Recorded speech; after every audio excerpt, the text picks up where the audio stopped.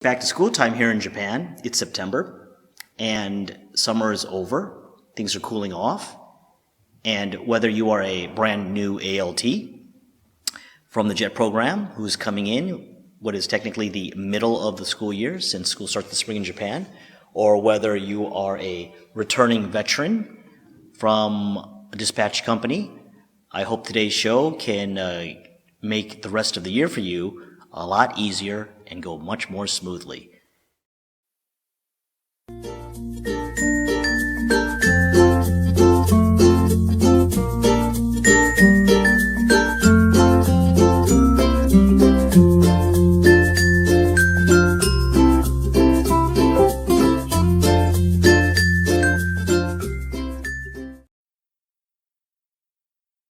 Hi, my name is Wee Tran. I am the language chef, your ALT mentor for ALTs here in Japan or around the world.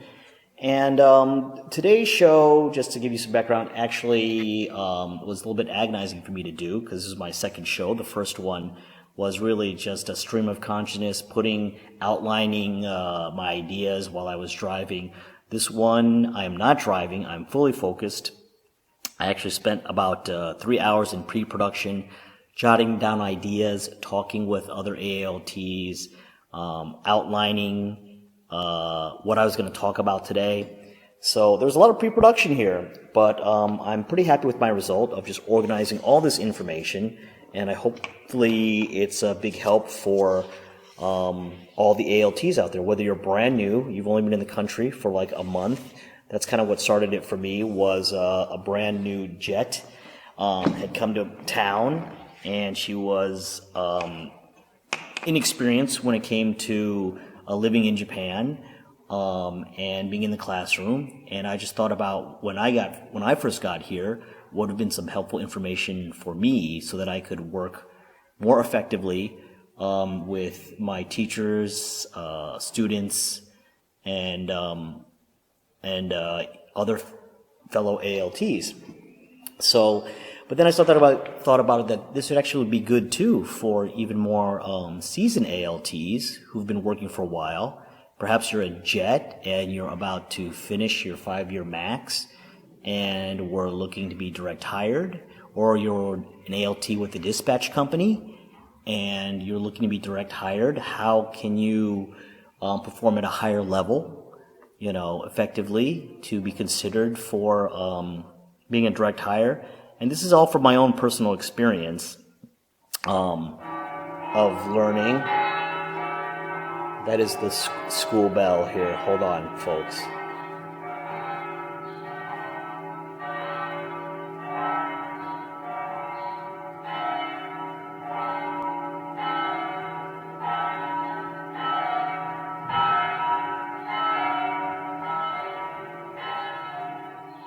Well, I never realized how long that was until I actually had to do a podcast here. Where was I? So, this is from my own personal experience of being an ALT. A lot of this stuff hopefully can save you time and heartache and stress. I've said before, sometimes it's a little bit more difficult for someone like me who became an ALT but was already a full-fledged teacher in their home country, licensed teacher, and I had to relearn or unlearn my things or learn how to adapt my methodology to the Japanese classroom and make Japanese teachers understand my methodology. But I think that would be time for another show to get into that here. But let's just get started here. Here are some 10 qualities that I think are great and needed and necessary for a great, effective ALT. I think the number one is being flexible, okay? Being flexible with time, being flexible with teachers and students, because, the likelihood is that you're going to be at multiple schools with multiple personalities of teachers and teaching styles and strictness and casualness.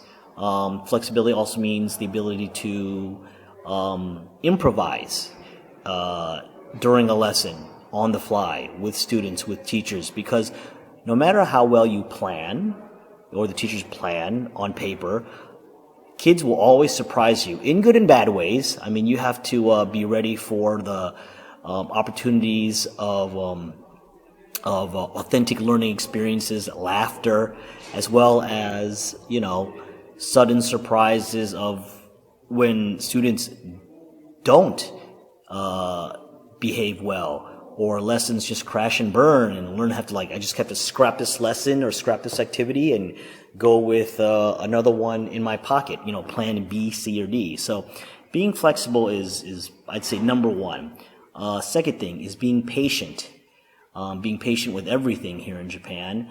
If you're from a really high urgency or go type of a work environment, they do things here a Japanese way, and from my experience, it seems to be a bit slower paced than what I'm used to.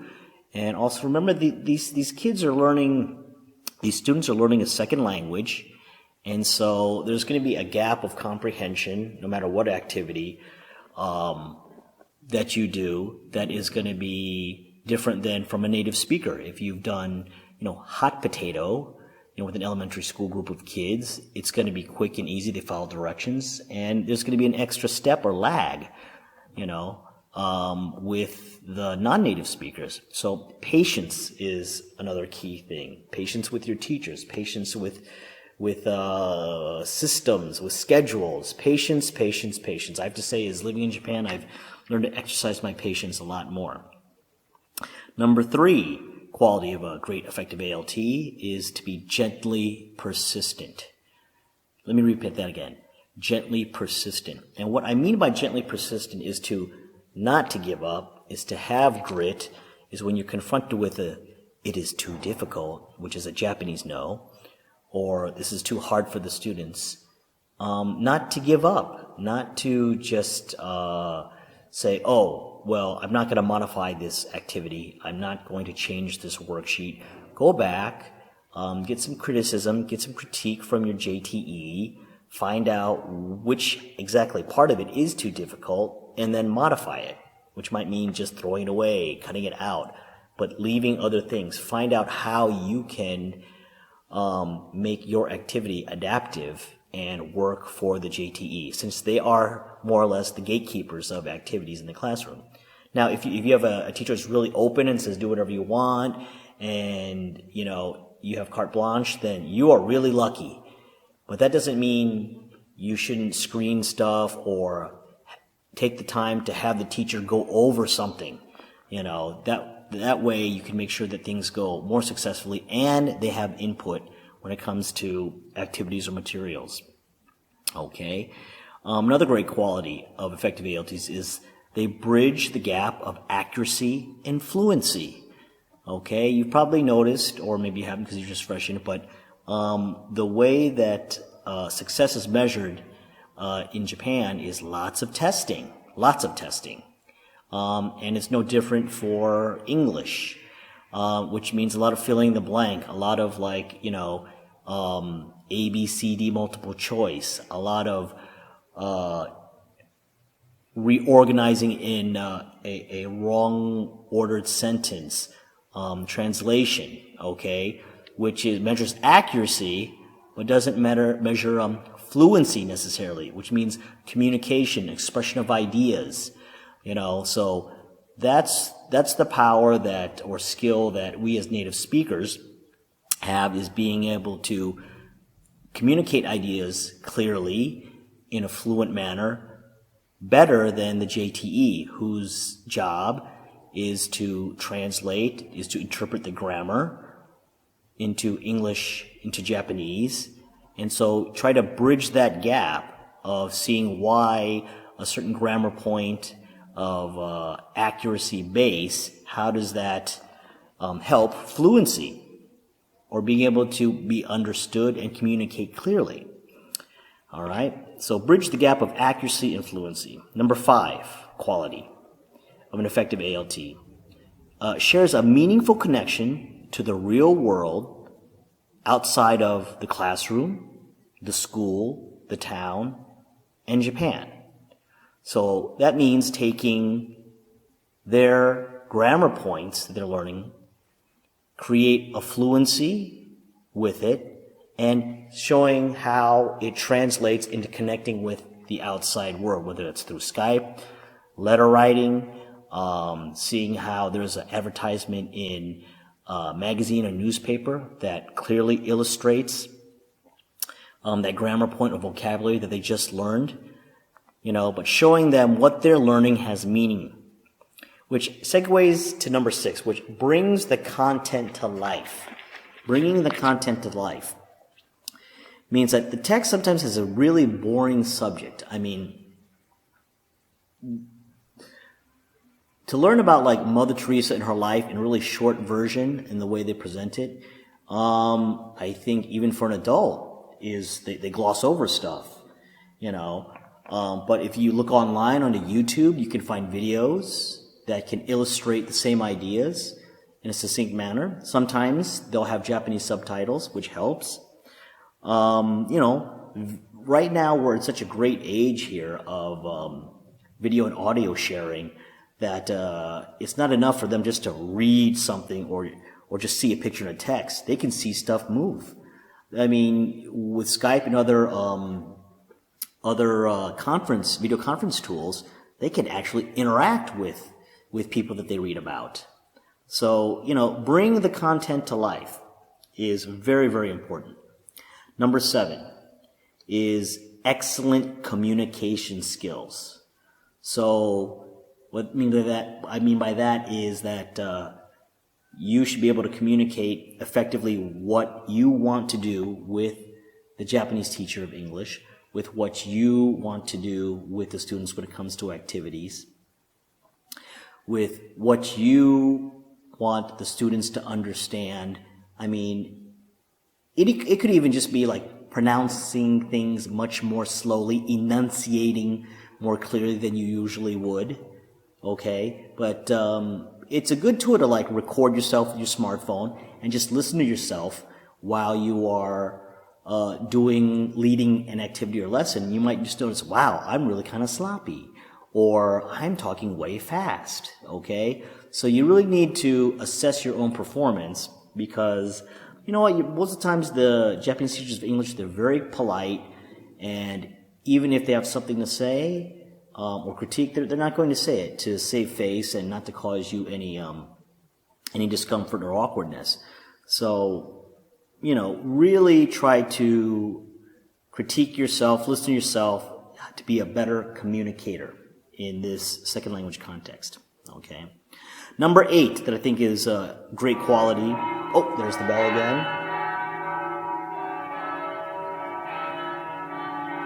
How many seconds is that?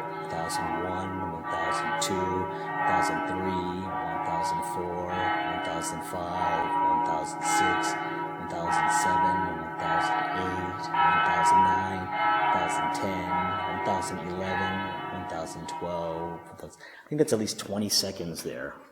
Anyway, where was I? Number 8, very important, is that an effective ALT is a creative force. That means they make a lot of materials. They make a lot of things. It could be posters, it could be flashcards, things that the kids can touch, videos, audio, original worksheets, artwork. Teachers are creative people. Teaching is a creative art, okay? And so it is your job to figure out how to reach those kids that have difficulty learning just by listening or just by taking notes and everything. Bring things to life. This is where if you're an artist, okay, it really helps. And you can show your style, you can show your creativity, you can approach things and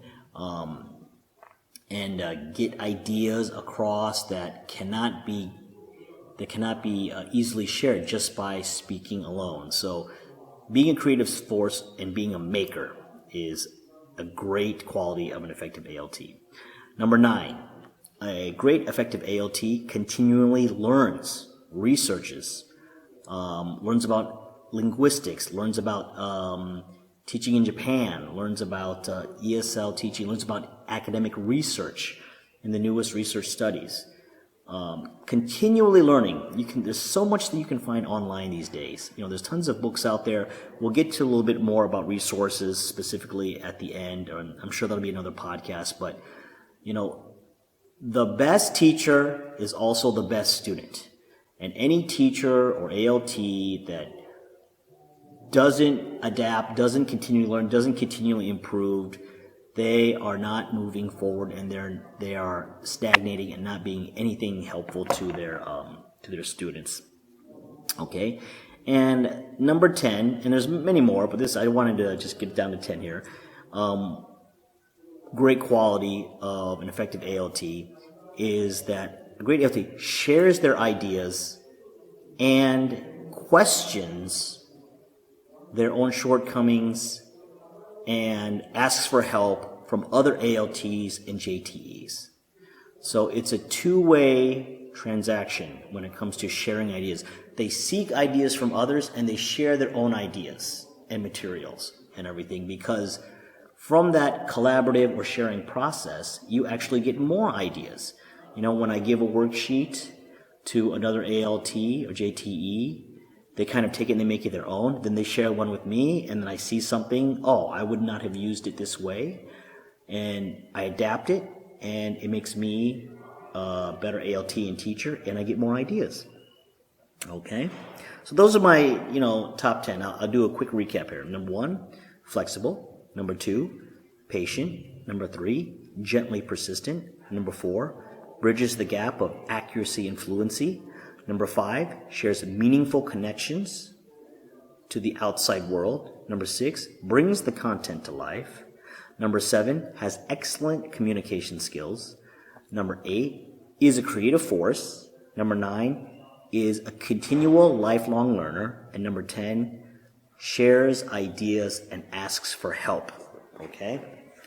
Now, let's see here. If you're a new ALT starting in a new school, or like I said, a seasoned ALT who's been here 10 years, here are a list of tips, advice, activities, what you want to call it, that can make you an effective part of the classroom in the school.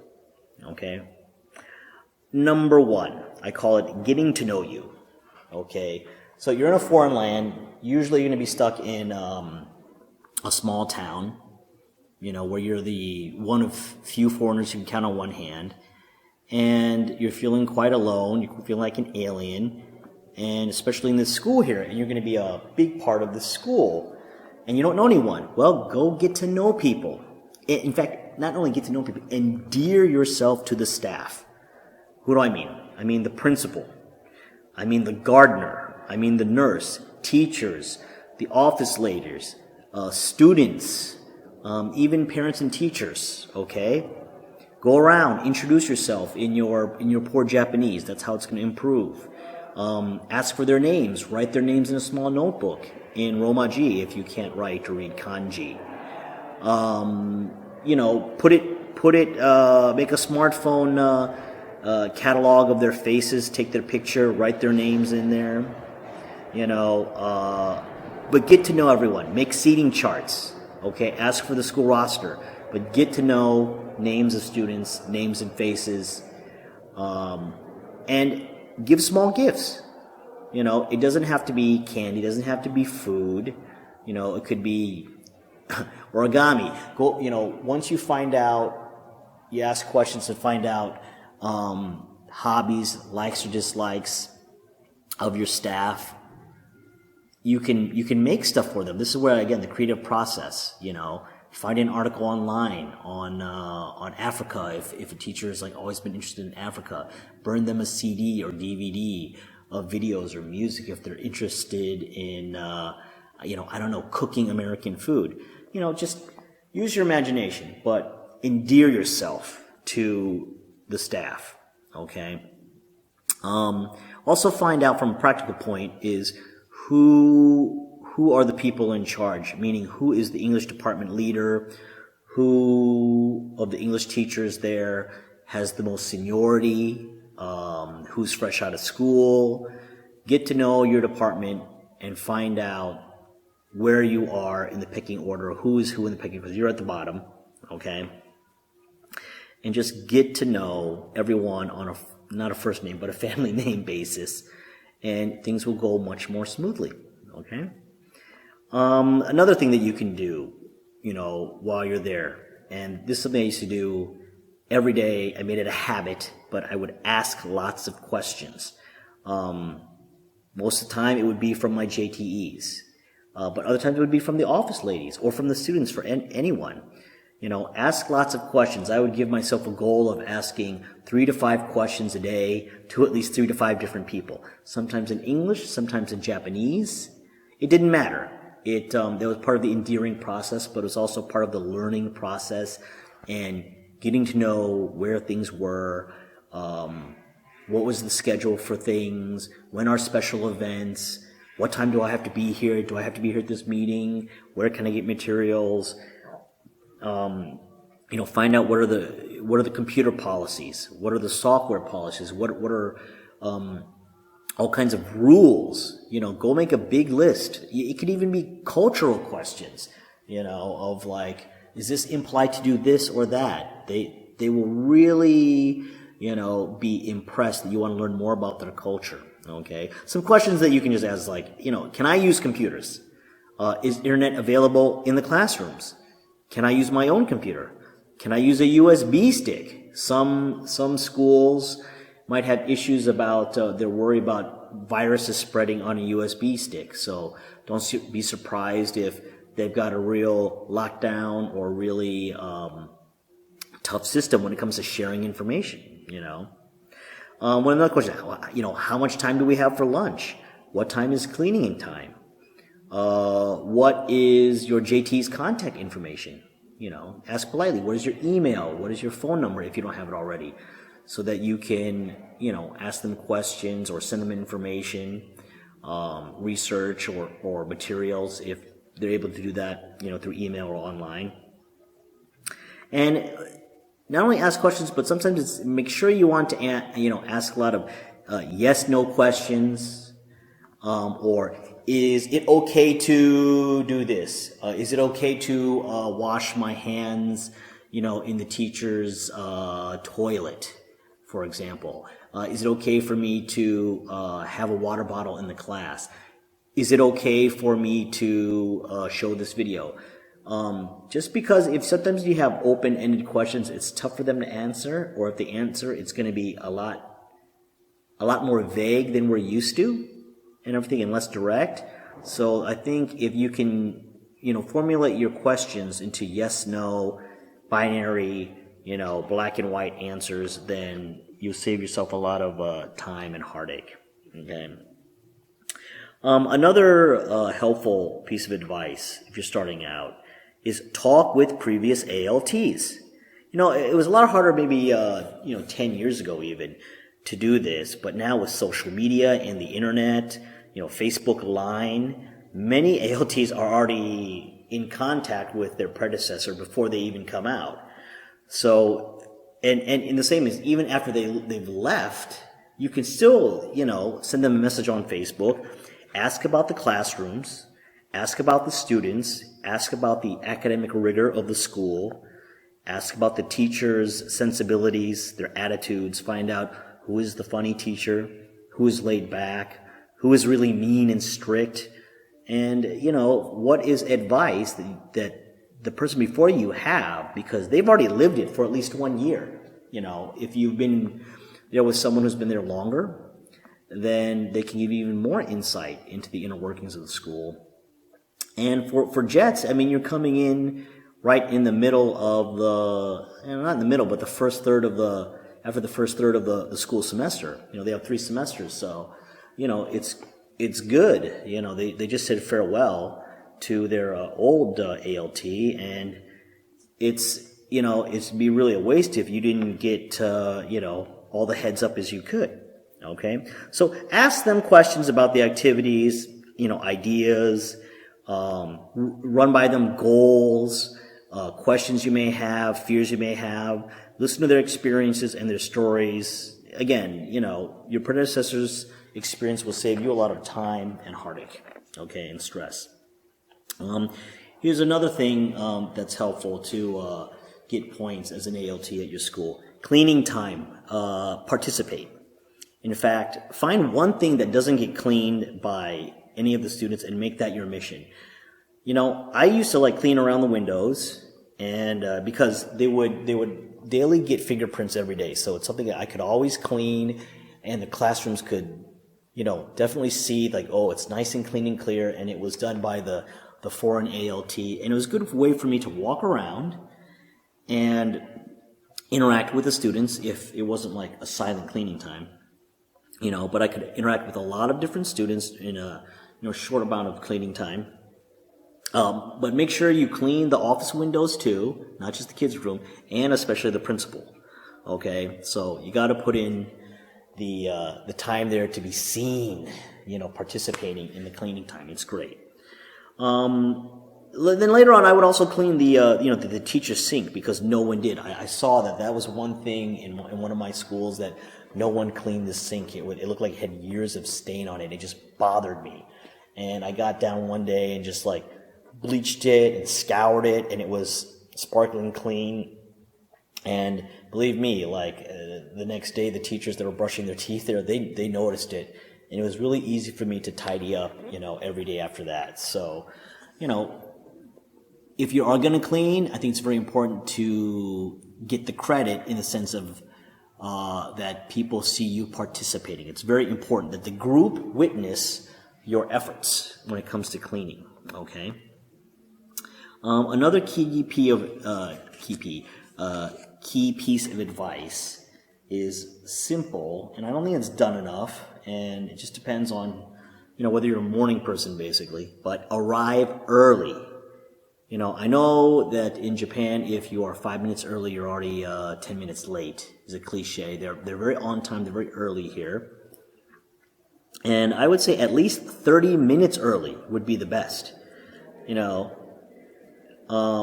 especially because, you know, they kind of, you know, arrive on time depending on where they are in seniority. The older the teacher, the closer they can leave, the closer they can come to school before the morning meeting. So I'd say at least 30 minutes early, especially if you like to leave the school at the end of the day on time. You know, my quitting time was on paper like 4:45, and you know, Japanese people are notorious for working overtime. You know, lots of long hours of overtime. They're very, very industrious, hardworking value there. So it's not uncommon for teachers to stay at school 9, 10 o'clock. So the fact that I would leave at 4:45 or 5 o'clock, I usually give myself a 15-minute, you know, later cushion. You know, was way earlier than anyone else because I didn't have any club activities. I mean, once in a while I would do some. I'd stay late when it came to speech contest or English club, but you know, because I would get there sometimes even an hour early, you know, and people knew that, especially the vice principal, who's always usually like the first one there after the gardener was the one who opened it up. But I liked it because it was quiet. Students hadn't arrived yet. Once students start piling in, it gets really busy in the teacher's room. You're reacting to a lot of stuff. But I could plan out my day in that first hour. I could check up my emails.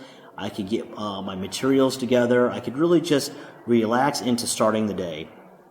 And it would be great because like teachers would come in, they notice like the ALT is already sitting there, you know, and they're just coming in. You know, I'd be working at my desk. And it just made it a lot easier for me when it came quitting time, you know, to leave at 4:45. But like I said, I'd pad it by leaving 15 minutes later. So I'd leave at 5, you know, sometimes leave at 5:30. Every once in a while, I would stay till 7, you know. So, you know, teachers, they stay there pretty much all day and all night. They kind of have no life outside of school.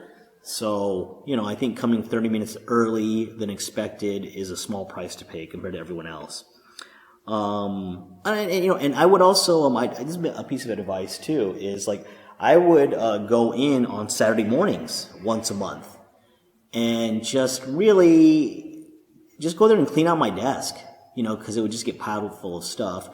You know, do a little work, check a little emails, but you know, I'd be there for like about 2 hours, and everything. And the key there was, to be seen by other teachers, to be seen by the vice principal that I'm putting in this extra time that most ALTs don't do. And that, and I was dedicated. I mean, I looked at that quiet time that I could catch up or get ahead. I had an idea for a worksheet, or I was making a poster, and I could totally work for 1 hour, 2 hours straight without being distracted.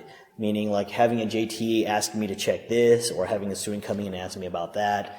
So it's very important to have a quiet teacher's room and work uninterrupted. And it always looks good. That's like, hey, this guy comes in on Saturdays when even some other teachers don't, okay.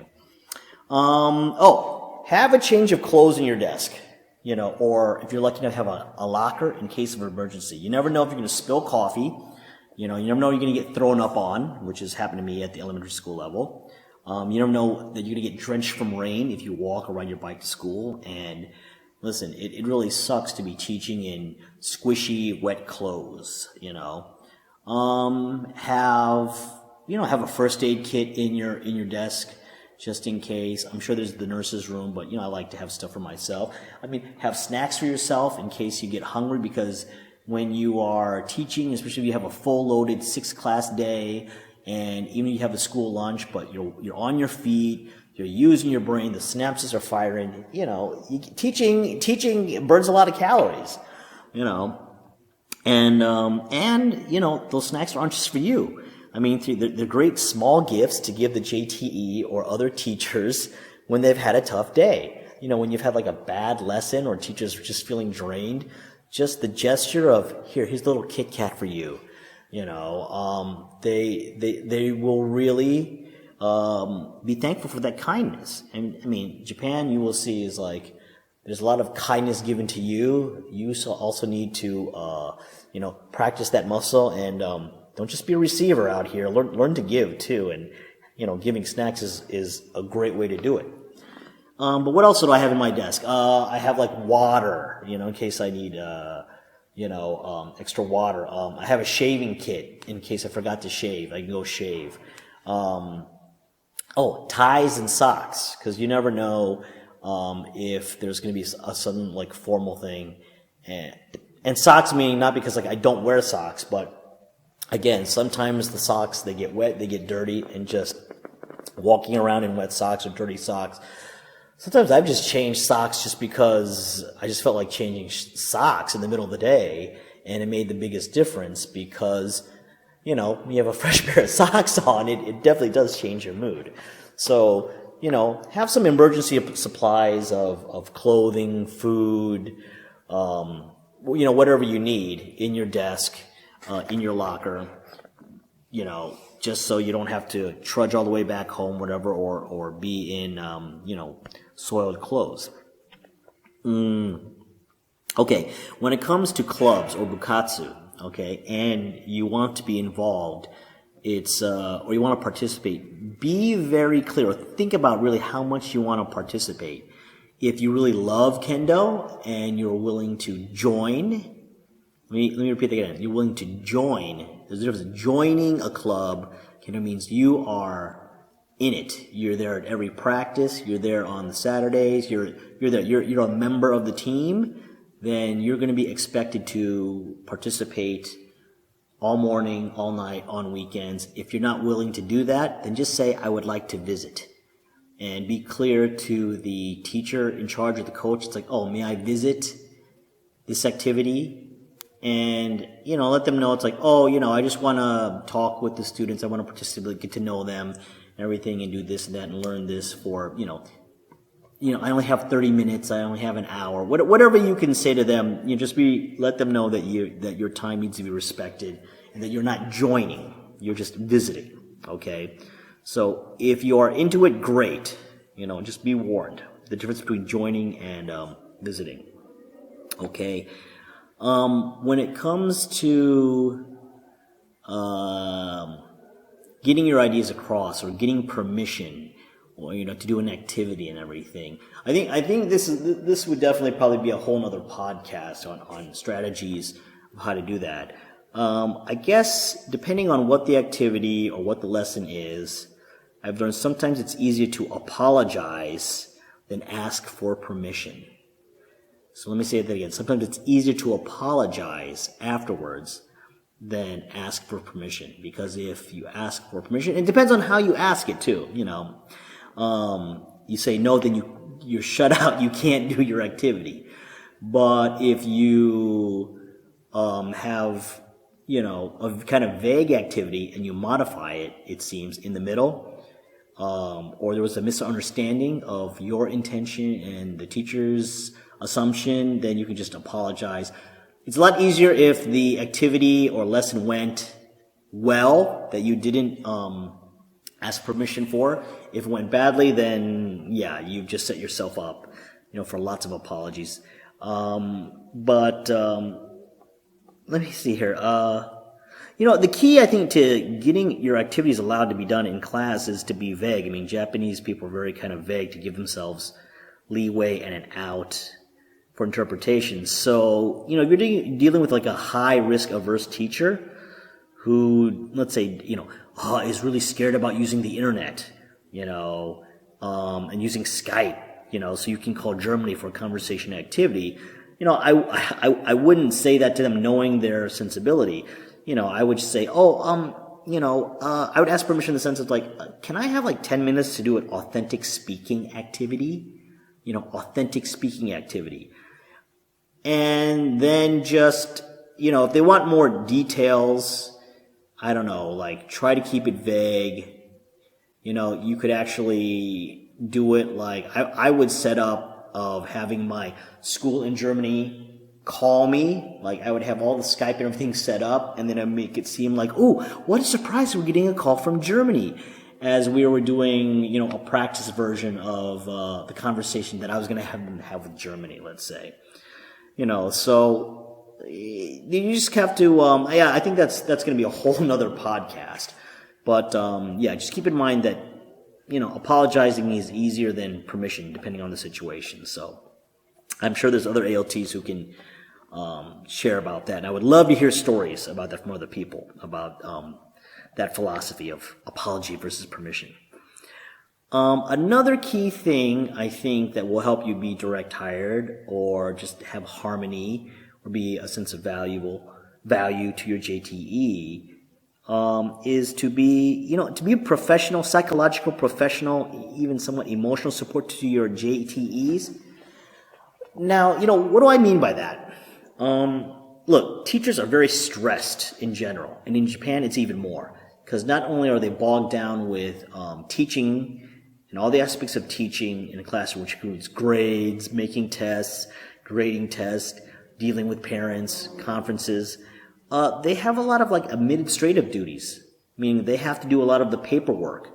Your English teacher might be the school accountant, or might be the liaison for the PTA, or might be in charge of office supplies. So they have a lot of other responsibilities besides teaching, and they're human. Even the most charismatic teacher has a bad day. So, be empathetic, when they have a bad lesson, when you have a bad lesson. That's a shared experience between the two of you. They will, and you will. You'll have bad lessons too, so you need to support each other, If you've had prior experience as an ALT or as a teacher, then if they've had a bad lesson, try to relate to them. Share your own experiences about an incident. That will, again, endear yourself a little bit more, show your empathy, show a common bond that you have, with them when it comes to, having ineffective lessons sometimes as a teacher. It's going to happen. Luckily for ALTs, there is a network. We get together with ALTs and we have our, bitch and moan and vent sessions about, the challenges of teaching in Japan. We have a professional circle, of other ALTs. And the JTEs, I think maybe because of culture, for one thing, but they don't really have that pressure valve so much, or not often enough to be able to share their frustrations with other JTEs. So if you can be that educational shrink to them, a little bit from time to time, I think it'll really help your relationship. Okay. Just remember that, teaching is a tough job no matter what country or culture you're in. And, JTEs are human. They need encouragement and reassurance just as you do. Okay. So when you have a bad day, hold on to that feeling and remember that so that you can be empathetic when it's your Japanese teacher's English term. Okay. Next part. These are just some tips of what to do on your free time, prep time when not in the classroom, leading an activity, or when it's like a sports day practice or culture day practice or it's a test day and you're not in the classroom and you've got 4 or 5 hours, 3, 4, 5 periods, maybe even half the day, the whole day at your desk or in the teacher's room. Okay. So number one thing that you can do in your downtime, make materials, make worksheets, posters, flashcards, videos, listening CDs. I mean, you can make analog stuff, you can make digital stuff. Find out where and what supplies you can use.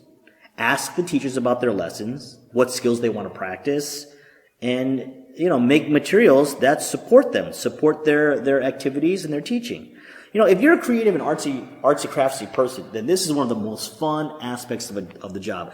I love making stuff. I love making the posters. Anywhere that I found like empty space along the walls, I would, fill it up. I would make all kinds of posters. Find out where's the big printer I can print it out, or I just cut out magazines, laminate them, and then glue them onto big sheets of paper. You can go wild and crazy. And the great thing about being creative like that is it helps take away the stress of like making a lesson, preparing, teaching. I can kind of like let go and just be creative and get into that creative zone. And it's a really good therapy. Okay, so be creative. Make stuff. There's plenty of online resources and ideas. Just do a search. Again, I realize I think that's going to be a whole nother podcast. But, downtime, make stuff. Make good art, to quote, make great art, to quote Neil Gaiman here. What else can you do? Share your materials, those great materials, lessons, games with other ALTs, JTEs, staff. You can post stuff online using Facebook. You can send stuff via attachments. You can use Dropbox. You can use Google Drive to share stuff. I mean, if it's useful to you and you put in a lot of time and you're really proud about a worksheet or an activity, it's going to be useful for someone else. All right. So share. And then in return, someone will share with you and it's going to be helpful for you and you get new ideas from that. All right.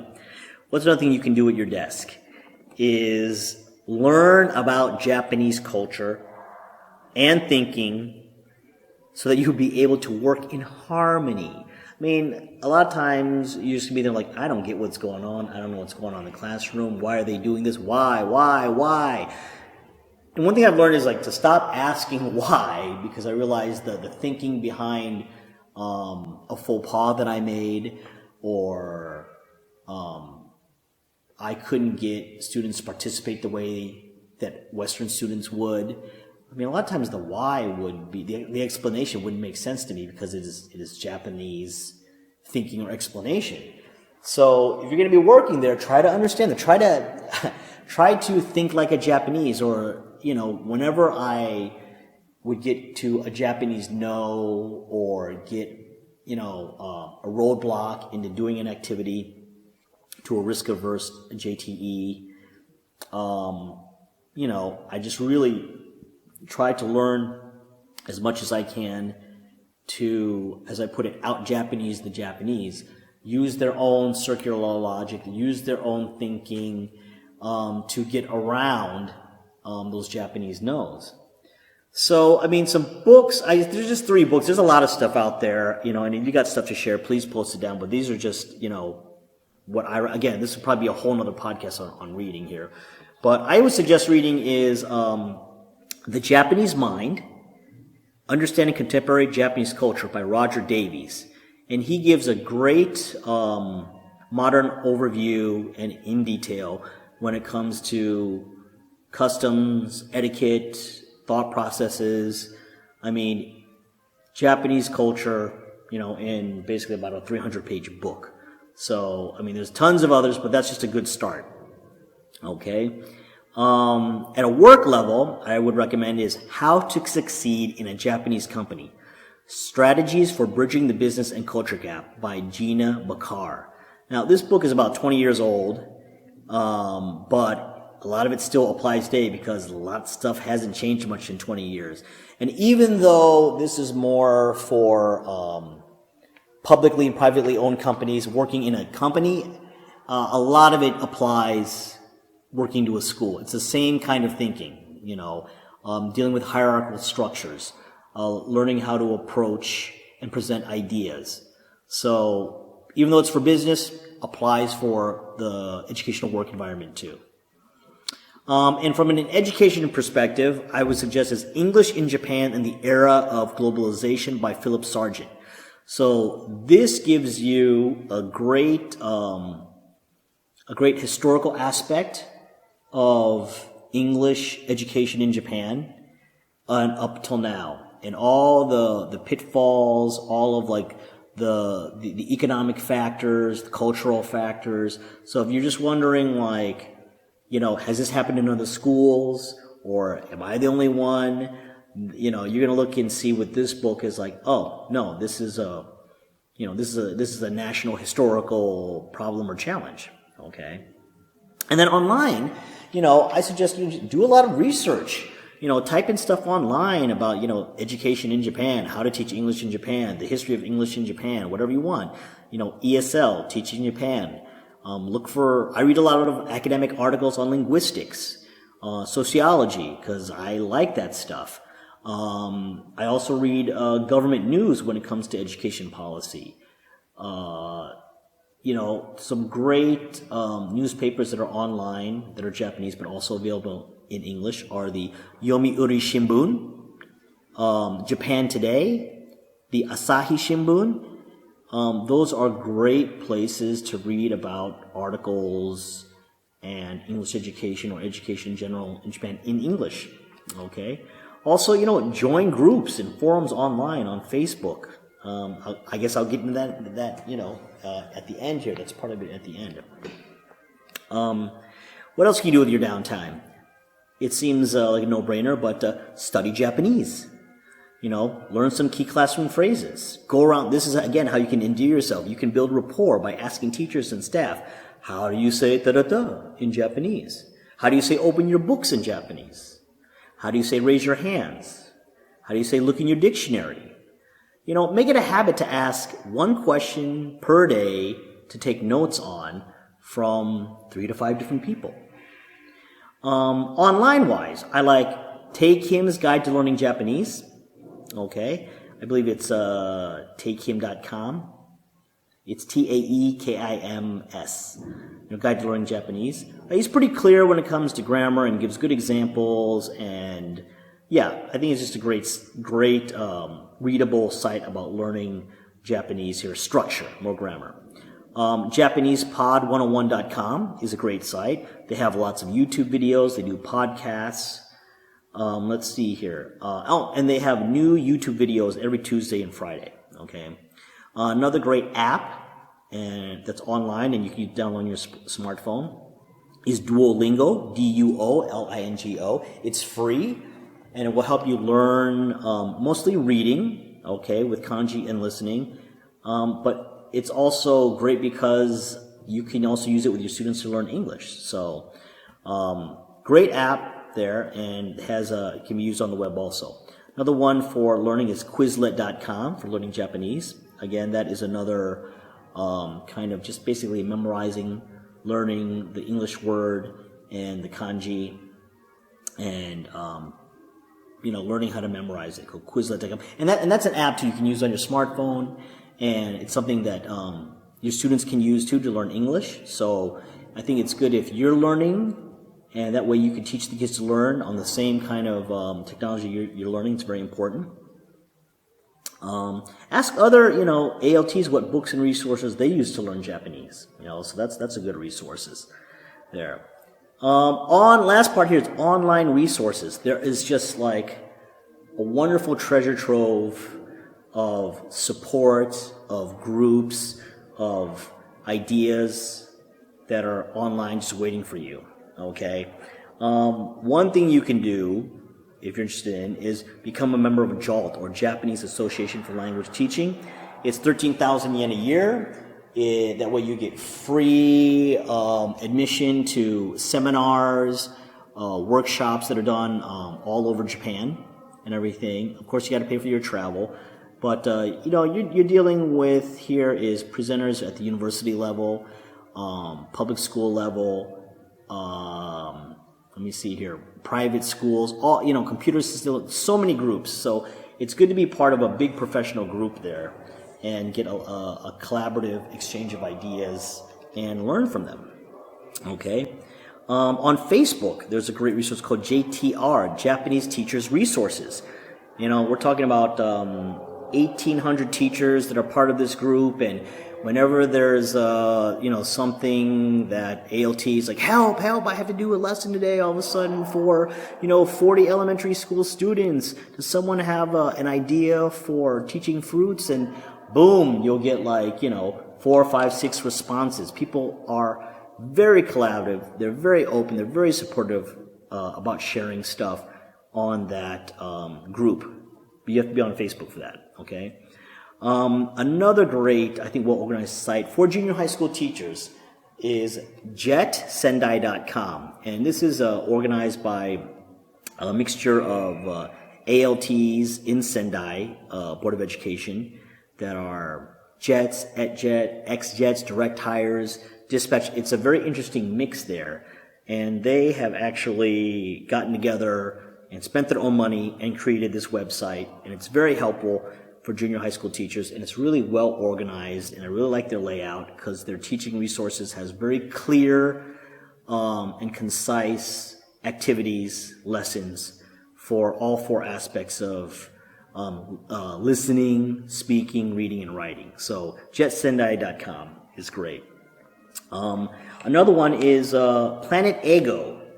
Okay, Panet Eigo, which is, let's see here, the website is ajet.net, and it's a great collection of lesson plans and teaching methods for team teaching in Japan. So they've got a 300-page book with a lot of explanations on team teaching in theory, and the book is completely bilingual. Okay, so it's written in both Japanese and English, so it's great because then you can, if your JTE isn't that fluent, you're like, oh, here's this activity, you understand, and you go from there. Another great website is kumamotojet.com, which is the official Kumamoto Jet website. And it's got collections of lessons from different skill development conferences they've had over the years. So if you're in the Kumamoto, you don't have to live in Kumamoto, but it's a great resource there. Saga Jets also have a great teaching resource they've done with Google. You just go to drive.google.com. I guess type in Saga Jet and it'll come up. But they've gathered all their teaching materials in a shareable Google Drive, and they've organized them by level. So check that one out. And it's really easy to print. Real old one is Inglopedia, www.inglopedia.net. And it's got tons of teaching help on the internet. It's got a very active ALT community all over Japan. And also there's great discussions on there about experiences. So, they've got blogs, they've got forums, so not only just getting materials, but just hearing other people's experiences, sharing other experiences. It's a great place to do that. Okay. And let's see, what's another one is, Armored Penguin. Go to armoredpenguin.com, and that is just basically like a worksheet generation website. So you can copy and paste kanji, but it will automatically create word searches, puzzles for you. It's great. I use it all the time at all levels and everything. Now, YouTube is like a great resource there, a great resource for bringing things to life. The channels that I like to use are Bilingual, is Japanese American, or Japanese who lived in America for 16 years in Seattle. And she's a huge Japanese YouTuber. She does cultural videos, lesson videos, and it's just really, really slick. And I think it's great because they can see like a hip, young, Japanese woman who makes English interesting and everything. So look for Bilingual, okay? Chika-san is her name. Another one that I like to use to bring content to life is Fung Brothers. The Fung Brothers, they're two Chinese-American brothers, and I think it's very important to show the Japanese students that Asian faces, are part of America. I'm an Asian American, I'm Vietnamese American myself, and to let them know it's like, hey, I am an American. It's not just a Caucasian face, speaks English fluently. And these two guys make great food videos, travel videos, comedy videos about the Asian American experience. And it's always fun for me to show the videos because the Japanese students just kind of trip out when they see these Asian faces with these, very, very stereotypical American voices coming out using slang and showing, Japanese versions of their food in America or other foods, and the humor, and it's great. Fung Brothers, okay? A little bit more edgy, and you might want to, think about what clips you want to show, but it's Huang's World, or what used to be as Fresh Off the Boat with Eddie Huang. And I totally recommend is showing a Fresh Off the Boat, clips from the ABC show, since it's the, Asian American sitcom, and they can see how an Asian American family lives.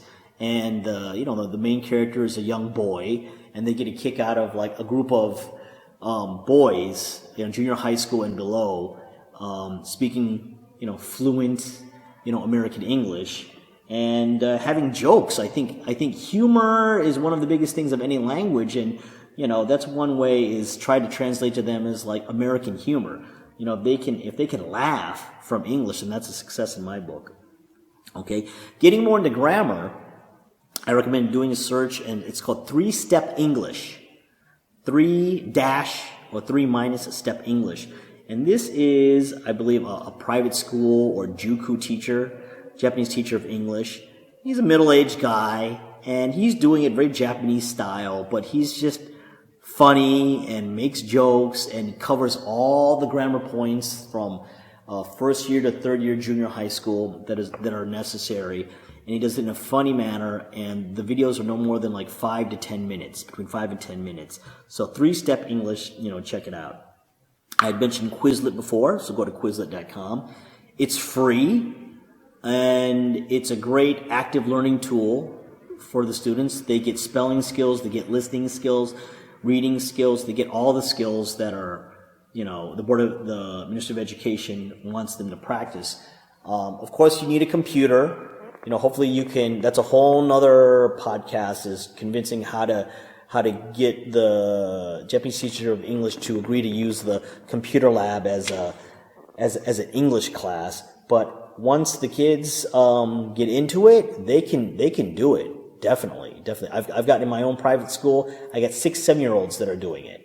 Okay. And up. So age is not, a big factor in everything. And the great thing about Quizlet is like you can generate your own stuff. Okay, so you can make it yourself, but the great thing is you don't have time to prepare. I don't know, hundreds, thousands of other teachers around the world have already done it. You can just do a search of New Horizon, lesson 5, and more likely than not, some other Japanese teacher of English has used Quizlet somewhere to make it, and you can just use it in your classroom, as a presentation tool, or, use it as a practice tool in the PC room.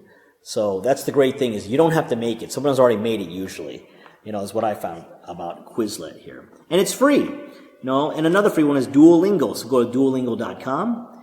That is, another great app and site so that kids can practice ordering, translation,